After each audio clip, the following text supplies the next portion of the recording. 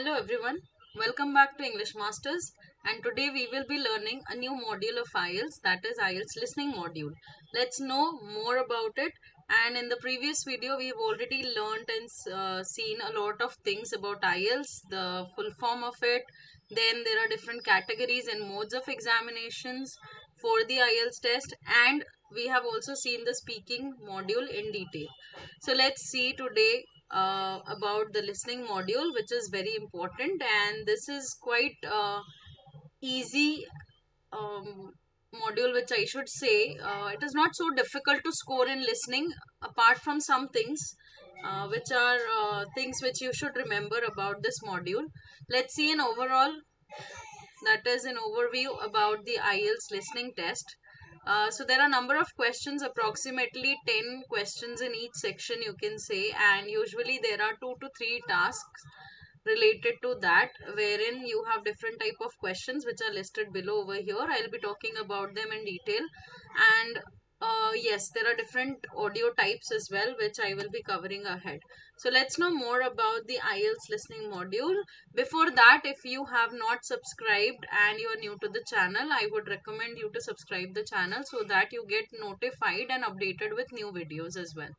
So let's see now the speaking module, as it was divided in 3 sections. Now moving on with listening. Listening section is divided into 4 categories. That is 4 sections. And this section, if you see that first 2 sections will have the level, or the audios would be based on everyday social context, which is same. So that is why I'm covering two sections together, so that you can see the differences also, and you can see the comparison as well.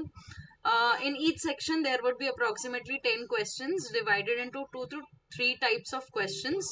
But then in the first section you will see that a dialogue between two people is there, and it is based on everyday social context.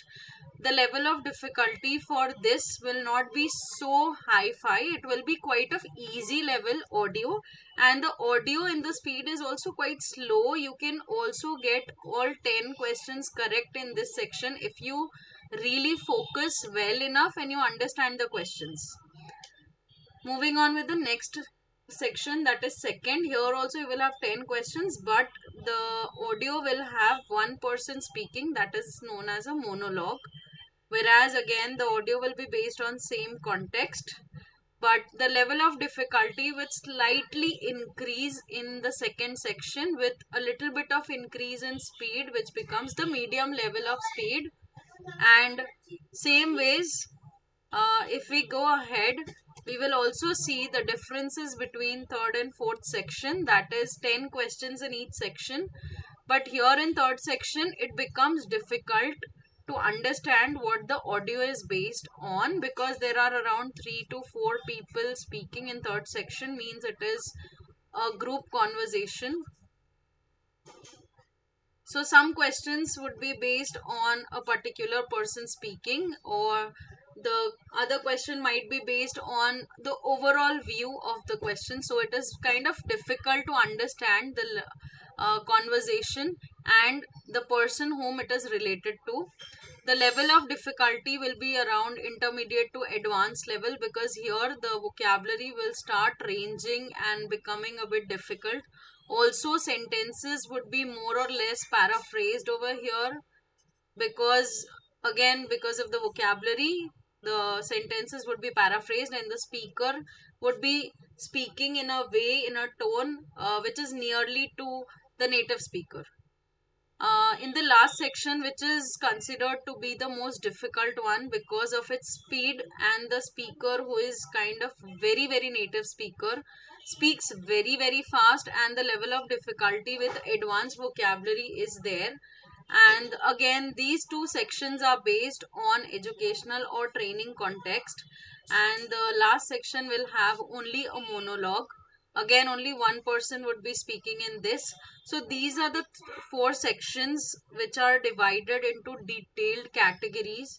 Now I will also tell you about different type of questions which will be covered in this, and mostly there are very similar type of questions which come common type of questions, like in reading also, you will find that summary completion is there.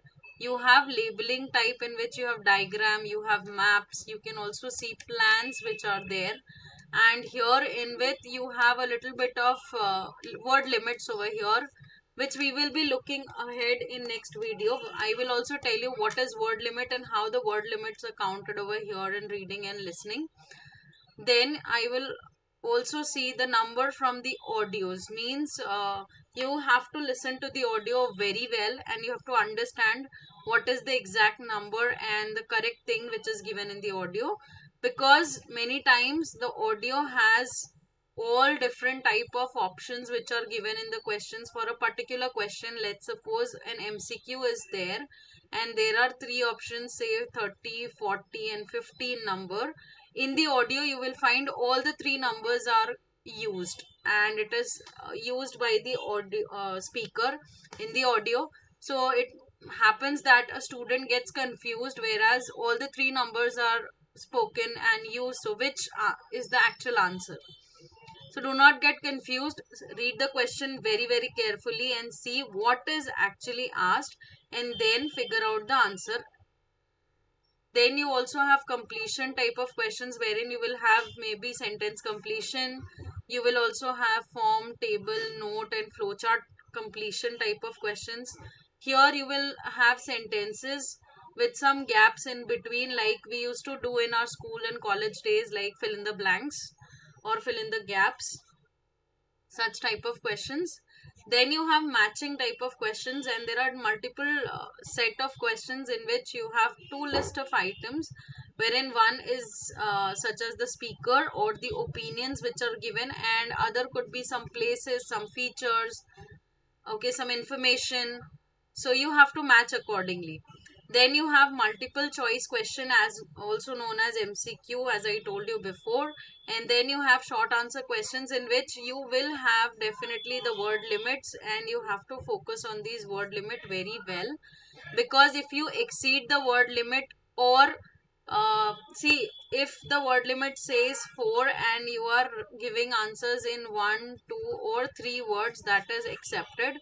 But if the maximum limit is 4 and you are writing 5 words, even if you are writing A in that, it will be counted as word, and this will be wrong.